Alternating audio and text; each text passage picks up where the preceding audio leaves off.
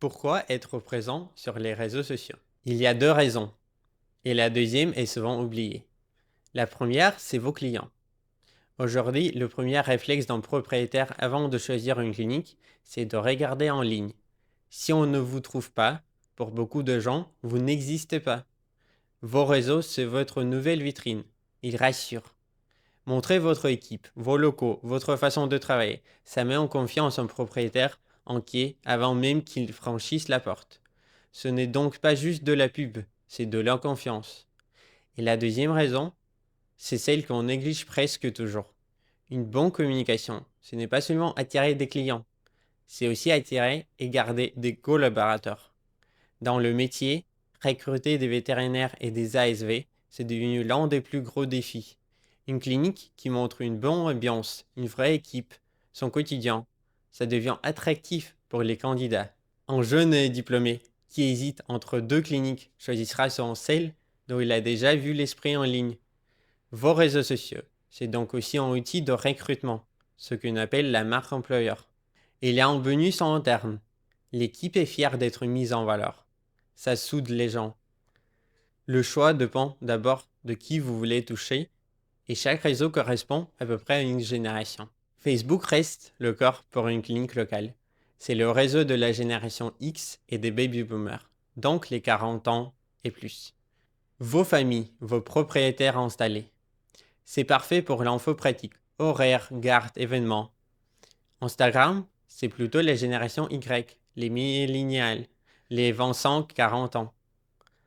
Très visuel, les animaux, l'équipe, les coulisses. Excellent pour la marque employeur et pour transmettre de la chaleur. TikTok, c'est la génération Z, les 15-30 ans. La vidéo courte, une portée énorme, très efficace pour la visibilité et pour séduire de jeunes candidats. Mais ça prend du temps et ça demande un temps particulier. LinkedIn, c'est le réseau pro et du recrutement. Toute génération confondue, côté actif.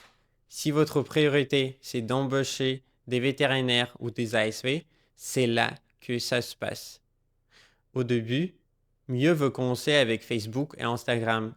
On peut publier le même contenu sur les deux et ajouter LinkedIn si le recrutement est une priorité. La bio, c'est-à-dire l'entête du profil. On doit vous comprendre en 3 secondes.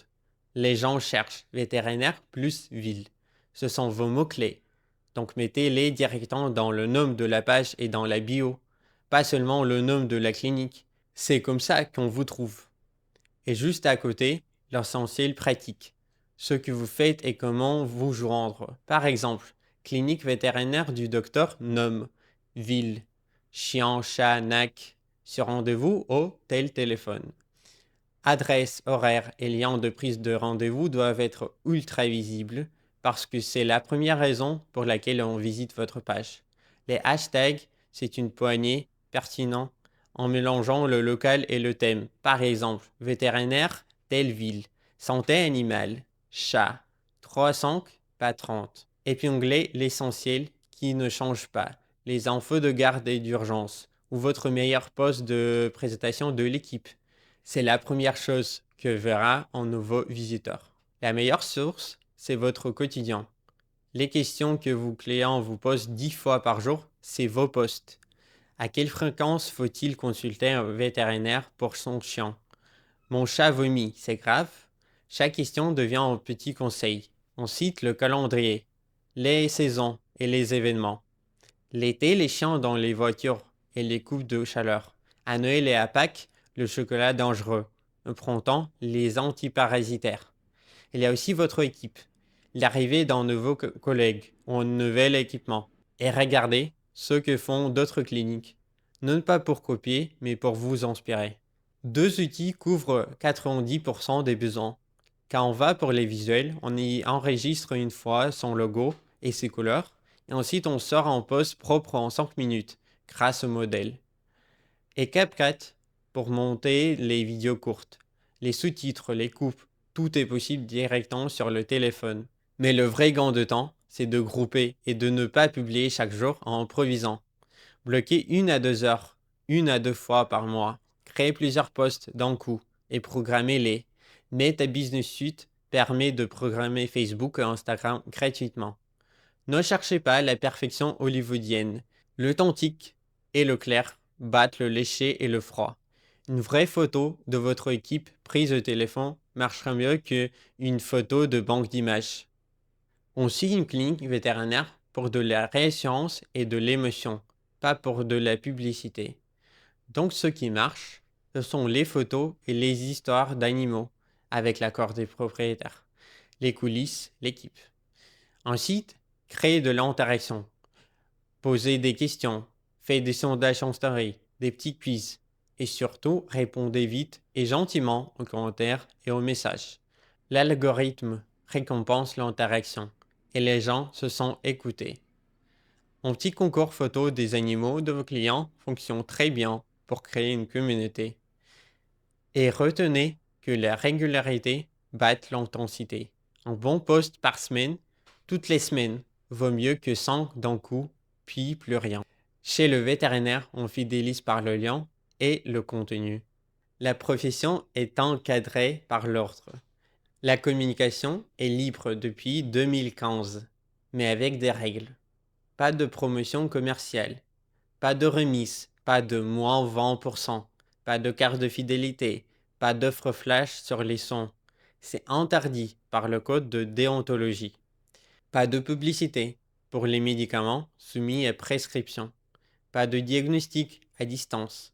On ne pose jamais un diagnostic individuel en commentaire. Votre chien a sûrement ça, donnez-lui ça. On donne des conseils généraux et on renvoie toujours vers une consultation. On ne publie pas l'animal d'un client, ni en cas clinique, sans son accord. C'est le respect du secret professionnel. Pas de comparaison, pas de dénigrement des confrères. La communication doit rester loyale, honnête et, comme dit le code, avec tact et mesure. Gérez votre réputation avec calme. Face à un avis négatif, on ne répond jamais avec les détails du dossier et jamais de façon agressive. Il faut rester professionnel. 1. C'est la régularité. Un plan simple que vous tenez vaut mieux qu'un plan ambitieux que vous lâchez au bout de 2 semaines. 2. C'est désigner un responsable, une personne. Sinon, ça repose sur celui qui a le temps, c'est-à-dire personne. 3. C'est répondre vite. La réactivité, c'est la moitié du travail. Gardez en tête que vous parlez en même temps à vos futurs clients et à vos futurs collègues. Montrez le côté humain de votre clinique. C'est ça qui fait la différence.